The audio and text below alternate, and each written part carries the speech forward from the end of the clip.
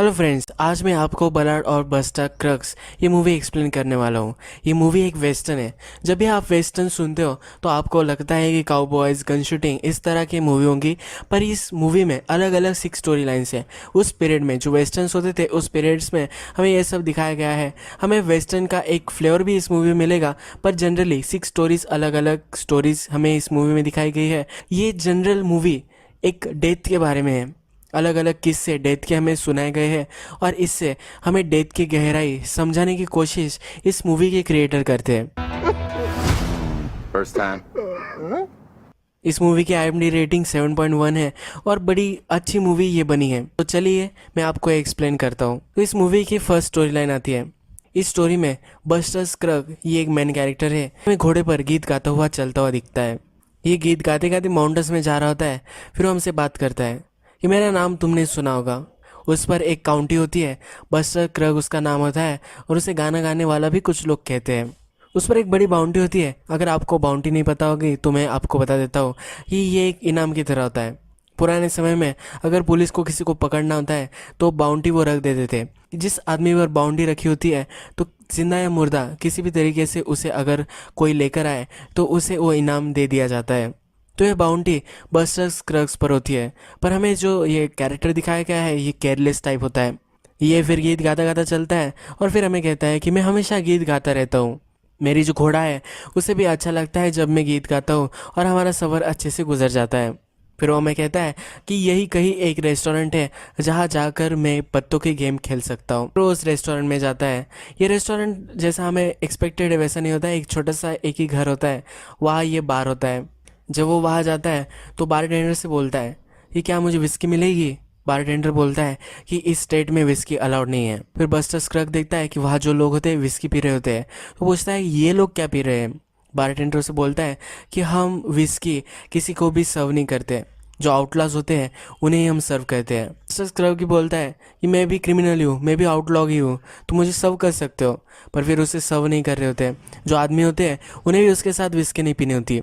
जो सब लोग बैठे होते हैं उसमें से एक बोलता है कि तुम जैसे लोगों के साथ मैं विस्की नहीं पीता। बस्टर क्रक बोलता है कि तुम मुझे जज कर रहे हो, तुम मुझे ऐसे जज नहीं कर सकते। बस्टर क्रक के कपड़ा वगैरह सब अच्छे होते हैं तो इस वजह से वो लोग उसके साथ विस्की वगैरह नहीं पीना चाहते, वो कनेक्ट नहीं हो पाएंगे।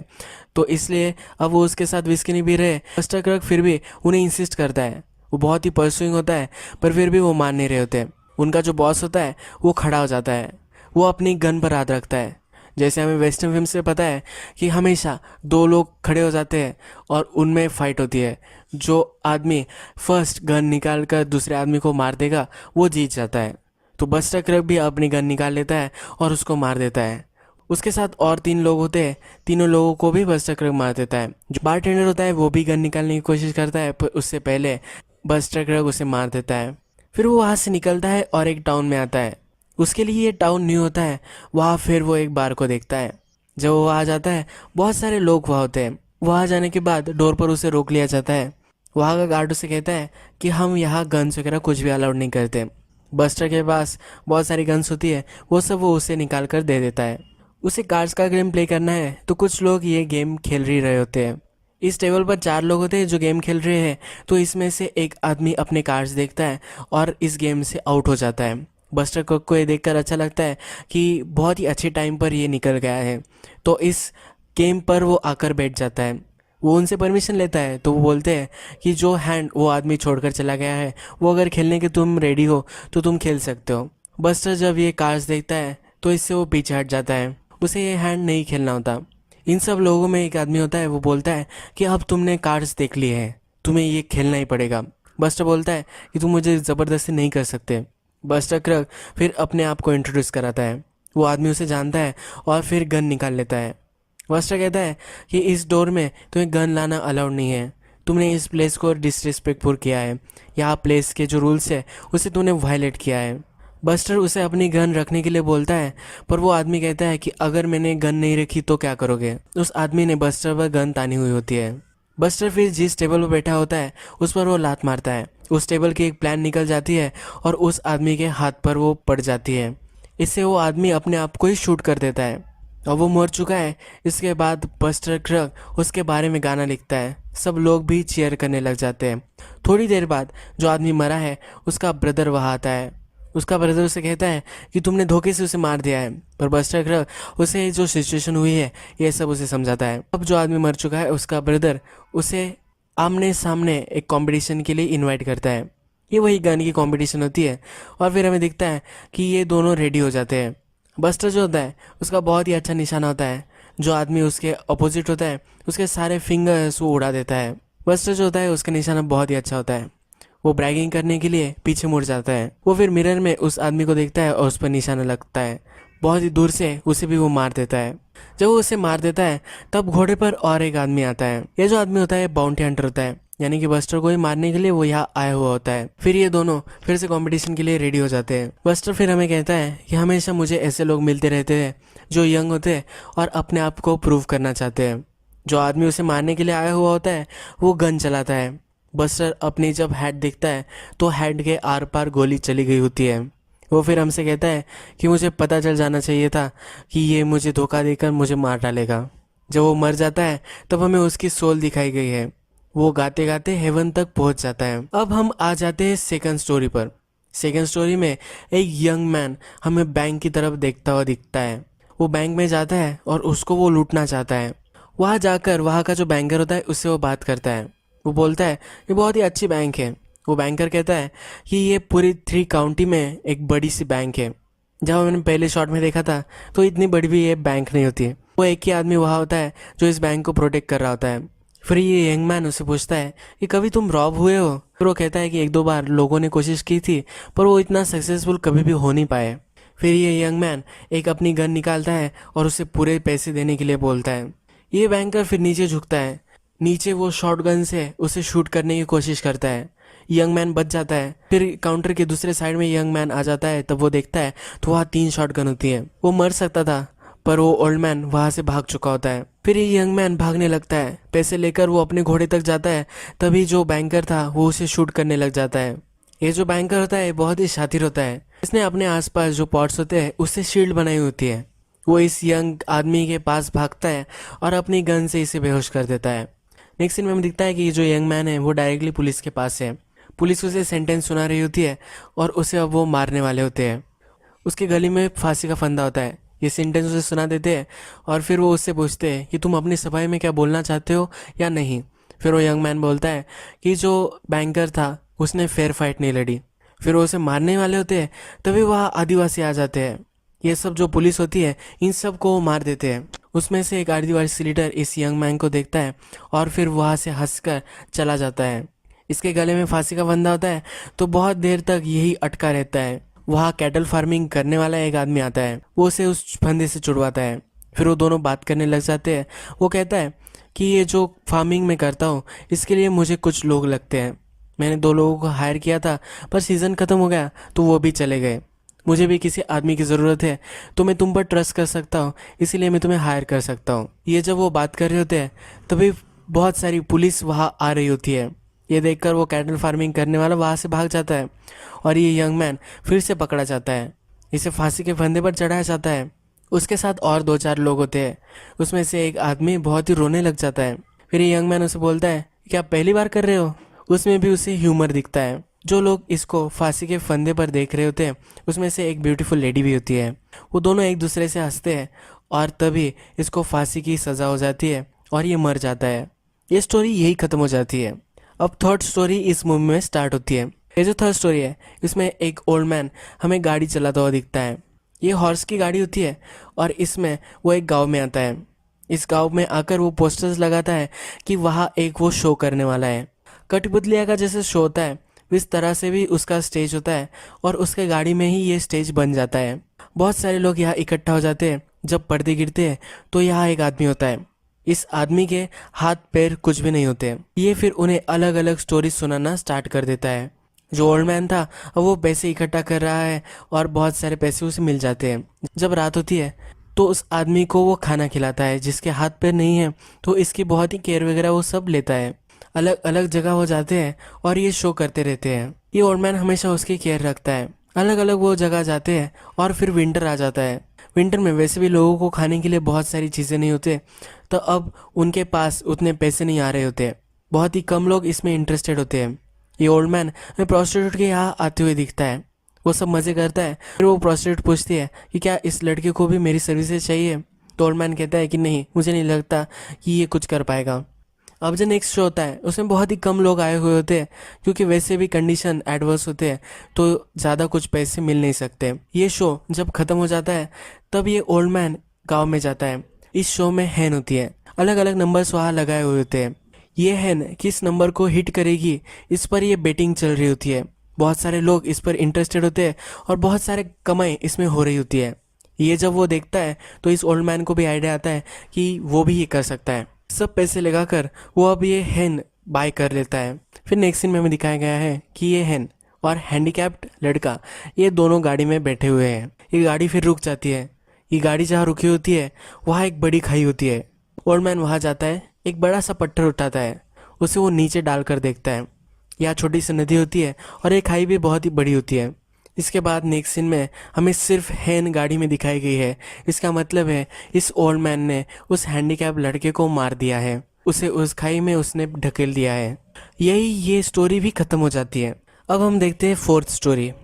इस स्टोरी के पहले हमें बहुत ही अच्छी एक कंट्री साइड दिखाई गई है। एक रिवर होती है, उसके पास एक ओल्ड मैन आ जाता है। ये जो ओल्ड मैन होता है ये डोंकी के साथ जर्नी कर रहा होता है। वो जब इस रिवर के पास आता है तो एक शवल निकलता है। वहाँ की जो मिट्टी होती है उस शवल में वो लेता है और एक पॉट में रख देता है। पॉट में रखी हुई मिट्टी फिर वो नदी में जाता है और नदी के पानी से उसे साफ करता है। वो हमें फिल्टर करता हुआ दिखता है और फिल्टर हो जाने के बाद उसे सोना मिलता है। इस सोने को वो रखता नहीं, इस सोने को भी वो बहा देता है। अब वो अलग अलग जगह इस शवल से मिट्टी निकालता है और ये प्रोसेस हमेशा दोहराता रहता है। वो काउंट करता है कि कितने सोने के पार्टिकल्स उसे मिले हैं। वो उसे अभी भी अपने जेब में नहीं रख रहा होता है। अलग अलग जगह वो खोदता है और हर जगह मार्क कर कर रखता है। जब रात होती है तो वो आराम करने लग जाता है। नेक्स्ट दिन फिर से जो उसने किया था वही करने लग जाता है। जब उसे भूख लगती है तो वह एक झाड़ पर वो चढ़ जाता है। वहाँ पंछी ने जो अंडे दिए होते हैं उस अंडे से वो ऑमलेट बना लेता है। रिवर से उसने फिश भी लाया हुआ होता है। अच्छे से वो लंच करता है और फिर से काम में लग जाता है। जब शाम होती है तो वो अपने आप से ही बात करने लग जाता है। वो कहता है कि मिस्टर पॉकेट, तुम मुझसे बच नहीं सकते। ये मिस्टर पॉकेट जो होता है ये आदमी नहीं है। हमें लगता है कि एक पागल आदमी है, पर नेक्स्ट दिन फिर से वो खोदने लग जाता है। तब उसे एक बड़ा सा टुकड़ा सोने का मिलता है और भी वो खोदता है तो उसे बड़ा सा रॉक मिलता है और बहुत सारा सोना उसे वहाँ मिल रहा होता है। उसे लगता है कि यहाँ कोई तो है। उसे कुछ मूवमेंट सुनाई देती है और फिर वो जब पीछे देखता है तो वहाँ एक काउबॉय होता है। उसे वो शूट कर देता है। वही पड़ा हुआ होता है तो वो काउबॉय उसे देखने के लिए नीचे जाता है। ये जो ओल्ड मैन है ये अभी भी नहीं मरा है, तो इसलिए अब इस दोनों में फाइट हो जाती है। ये जो काउबॉय होता है इसको ये ओल्ड आदमी मार देता है। जब वो इस गड्ढे से ऊपर आता है तब देखता है तो जो बुलेट थी वो उसके आर पार निकल चुकी है। वो अपने आप का ख्याल रखता है, ज़रा आराम करता है और बहुत ही अच्छा अब वो हो जाता है। फिर हमें दिखता है कि उस गड्ढे से बहुत सारा सोना वो निकालता है और 2 बड़े बड़े बैग सोना वो वहाँ से निकाल लेता है। जिस आदमी को उसने मारा था उस आदमी को एक गड्ढे में गाड़ देता है। फिर वो बोलता है ये फिर से तुम्हें लेने के लिए आऊँगा, यानी कि और भी सोना वहाँ है, वो सोना वो लेने के लिए फिर से आएगा। इसके बाद हमें दिखता है कि वो जहाँ से आया था वहाँ लौट जाता है। यही ये स्टोरी भी ख़त्म हो जाती है। अब हम चलते हैं 5th स्टोरी के पास। स्टोरी स्टार्ट होती है और बहुत सारे लोग एक डिनर टेबल पर दिखते हैं। ये एक मॉडल की तरह जगह होती है जहाँ सब लोग रह सकते हैं। ये सब स्ट्रेंजर होते हैं। फिर हमें इंट्रोड्यूस होती है इस स्टोरी की मेन कैरेक्टर, इसका नाम एलिस होता है। एलिस से एक आदमी बात करता है कि तुम्हारे नेक्स्ट प्लान क्या है। फिर वो उससे कहती है कि मैं और मेरा ब्रदर ओरेगन जाने वाले हैं। वहाँ उसका ब्रदर जो होता है उसका एक फ्रेंड होता है, उसके साथ वो बिज़नेस स्टार्ट करने वाला होता है। यहाँ हमें पता चलता है इसके ब्रदर का जो फ्रेंड है उसकी और एलिस की, इन दोनों की शादी होने वाली है। ये अनसर्टन होता है, यानी कि अब तक इसका ब्रदर का जो फ्रेंड है वो एलिस से नहीं मिला है। नेक्स्ट सीन में हम दिखता है कि बहुत सारे हॉर्सेस वगैरह कैटल के साथ एलिस और उसका ब्रदर अब ओरेगन के लिए निकल चुके हैं। ये जो सब लोग होते हैं ये झुंड में चलते हैं, यानी कि कोई भी अकेला ना चल सके और वो सेफ भी रहे, इसलिए वो ये सब कर रहे होते हैं। फिर एरिस उसके ब्रदर को बोलती है कि जो लोग हैं वो ज़रा कंप्लेंट कर रहे हैं। उनके साथ एक डॉग होता है जो हमेशा बाग करता रहता है, इससे सब लोगों को डिस्टर्ब हो रहा होता है। तो इसलिए एलिस उसके ब्रदर को बोलती है कि सब लोग इसकी कंप्लेंट कर रहे हैं। वो कहता है कि ये मेरी प्रॉपर्टी है, ये कोई भी प्रॉब्लम करे पर इसका कोई नहीं कुछ भी नहीं कर सकता। फिर जब रात होती है तब एलिस का ब्रदर हमें खांसता हुआ दिखता है। एलिस उसके लिए परेशान होती है। जब नेक्स्ट दिन आता है तब उसका ब्रदर मर चुका होता है। ये जब सब लोग चल रहे होते हैं, उसका लीडर जो होता है वहाँ वो आता है, उसे वो सॉरी वगैरह कहता है। इस लीडर के साथ और एक उसका साइड की एक टाइप होता है, उसका नाम होता है बिली। बिली उसके लिए सॉरी कहता है। फिर वो उससे पूछता है कि तुम अब क्या करने वाली हो, आगे जाने वाली हो या पीछे जाने वाली हो। वो कहती है कि मैं पीछे जाऊंगी तो मेरे लिए कोई भी वहाँ नहीं है, यानी कि वो अब अपनी लाइफ के लिए कंटिन्यू करने वाली होती है। फिर वो उसे अपने ब्रदर को गाड़ने के लिए हेल्प करता है। उसके सब कैटल्स वगैरह होते हैं, तब उसका जो हायर्ड बॉय होता है वो उसे हेल्प करने वाला होता है। जब रात होती है तब एलिस इस बिली के पास एक प्रॉब्लम लेकर आती है। एलिस बिली को कहती है कि ये जो बॉय है इसको मेरे ब्रदर ने $400 वो उसे देगा, ऐसा उसने उससे वादा किया था। अब वो मुझसे पैसे मांग रहा है पर मेरे पास कुछ भी पैसे नहीं है। उसका जो ब्रदर होता है उसके पॉकेट में सब पैसे होते हैं और उन्होंने अभी अभी उसको ब्रदर को गाड़ दिया है और इसके बाद उन्होंने बहुत सारा ट्रैवल किया है, वो वापस भी नहीं जा सकते। और अगर वो वापस चले भी गए तो वहाँ कुछ साइन वगैरह कुछ भी नहीं है जिससे वो उसके ब्रदर को ढूंढ सकते हैं। फिर ये बिली उसे कहता है कि मुझे ज़रा वक्त दो, 1-2 दिन में सोचता हूँ और फिर उसे क्या कहना है ये हम डिसाइड करेंगे। नेक्स्ट दिन जब बिली उसके पास आता है तो बिली कहता है कि ये जो डॉग है सबको डिस्टर्ब कर रहा है, कि क्या ये तुम्हारा डॉग है। तो फिर एलिस कहती है ये मेरा डॉग नहीं है, मेरे ब्रदर का था। तो फिर बिली को बहुत ही अच्छा लगता है कि अब ये डॉग इसको मार सकता है। बिली फिर उस डॉग को दूर लेकर जाता है, उसे शूट करने की कोशिश करता है पर वो डॉग वहाँ से भाग जाता है। नेक्स्ट रात फिर से एलिस बिली के पास आती है, उसे कहती है कि मेरा जो बॉय है उसे अभी के अभी पैसे चाहिए, वो आगे नहीं जा रहा। फिर बिली कहता है कि उसको जो पैसे प्रॉमिस करे गए थे वो तो उसे चाहिए ही, ये कुछ वो गलत नहीं कर रहा। एलिस के पास अब प्रॉब्लम होती है कि अगर वो बॉय उसे छोड़कर चला गया तो उसके कैटल्स वगैरह वो कैसे उसके साथ लेकर जाएगी। तो बिली फिर ऑफर करता है कि मैं तुम्हें हेल्प कर सकता हूँ, मैं और मेरा पार्टनर आगे पीछे कर कर तुम्हें ओरेगन तक पहुँचा सकते हैं। पर उसे कहता है कि मुझे 2 दिन दो, मैं इस पर ज़रा सोचता हूँ और कुछ सोल्यूशन मैं इस पर निकालूंगा। फिर हमें दिखता है कि बिली और उसका पार्टनर जो होते हैं वो एक दूसरे से बात कर रहे होते हैं। बिली उसे कहता है कि मैं सोच रहा हूँ कि मैं अभी सेटल हो जाऊँ। वो एलिस से शादी करने के लिए प्रपोजल देने वाला होता है। उसका पार्टनर उसे कुछ भी नहीं बोलता, वो इस पर एग्री भी नहीं करता और कुछ डिनाई भी नहीं करता। वो फिर एलिस को आकर बोलता है मैं तुम्हें जो भी बता रहा हूँ ये बहुत ही रिस्पेक्ट से मुझे तुम्हें बताना है। वो फिर कहता है कि तुम्हारा जो बॉय है उसे बहुत सारे पैसे तुम्हें देने हैं तो ये पैसे मैं दे सकता हूँ। फिर वो उसे शादी के लिए प्रपोजल देता है, वो उसे उतना रिस्पॉन्स नहीं दे रही होती है। फिर वो और भी कहता है, वो कहता है कि मेरा जो पार्टनर है उसने शादी नहीं की है, वो अभी तक हम लोगों के साथ फिरता रहता है, वो अब ओल्ड हो चुका है, उसका ख्याल रखने के लिए कोई भी नहीं है, वो ज़मीन पर सोता है और हमारे साथ ही रहता है। तो ऐसी लाइफ मुझे नहीं चाहिए। अगर हम शादी कर लेंगे तो हमें बहुत सारी लैंड भी मिल जाएगी, हम दोनों फार्म कर सकते हैं, सेटल हो सकते हैं। इस पर फिर वो सोचने के लिए वक्त लेती है। जब नेक्स्ट दिन होता है तो एलिस ने उसे अपना आंसर नहीं बताया होता, तो फिर से वो उसे पास जाता है। वो उसे कहता है कि अगर तुम्हें गलत लगा होगा तो वो सॉरी उसे कह रहा होता है। फिर एलिस उसे कहती है कि मैं तुम्हारा प्रपोजल एक्सेप्ट करती हूँ। वो उसे कहती है कि मैं मेरे ब्रदर के साथ रहती थी पर मुझे कभी भी इतना सेफ़ नहीं लगा है, जब भी मैं तुम्हारे साथ रहती हूँ तो मुझे बहुत ही सेफ़ लगता है। फिर वो अपने पार्टनर को कहता है कि अब हम दोनों शादी कर लेने वाले हैं। रात में ये दोनों बिली और एलिस दोनों जब बात कर रहे होते हैं तो अपने ब्रदर के बारे में बिली को कहती है। वो कहती है कि मेरे ब्रदर को हमेशा कुछ चीज़ें सर्टन ही लगती थी, जो भी ये बिज़नेस वो अपने फ्रेंड के साथ करने वाला था वो ज़रा बड़ा चढ़ा कर बोल रहा था, ये ट्रू होगा ऐसा भी उसे नहीं लग रहा था, वो एक फेल्योर था उसे बता रही होती है। वो फिर कहती है कि मैं कभी भी इतनी सर्टन मैंने फील नहीं किया है। फिर बिली भी कहता है कि जो अनसर्टेनिटी है वो बहुत ही अच्छी होती है, यही हमें लाइफ में आगे लेकर जाती है, इसमें कुछ भी गलत वगैरह कुछ नहीं है। नेक्स्ट सीन में हम देखते हैं कि बिली का जो पार्टनर होता है वो देखता है कि एलिस वहाँ नहीं है। एलिस कहीं घोड़े पर चली गई होती है तो घोड़े के पैर के निशान देखकर उस डायरेक्शन वो निकल जाता है। बहुत दूर एलिस उसके डॉग के पास होती है, जो डॉग बच चुका था वो वहाँ उसके पीछे भागता भागता आ चुका है। वो उसे देखकर बहुत ही खुश होती है। बिली का पार्टनर फिर कुछ आदिवासी लोगों को देखता है, वो एलिस को उतरने के लिए बोलता है और एक पीस साइन उस आदिवासी को देता है, पर वो आदिवासी उस पर अब हमला करने वाला होता है।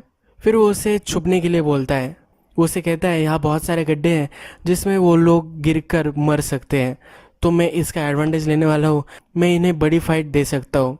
फिर वो उसे गन देता है कि अगर मुझे कुछ हो गया तो तुम्हें अपने आप को मार डालना है। वो इसके लिए रेडी नहीं होती है। फिर वो उसे कहता है कि अगर उन लोगों ने तुम्हें पकड़ लिया तो तुम्हारे साथ वो बहुत ही बुरी बुरी चीज़ें करेंगे, इससे अच्छा तुम खुद से सुसाइड कर लो।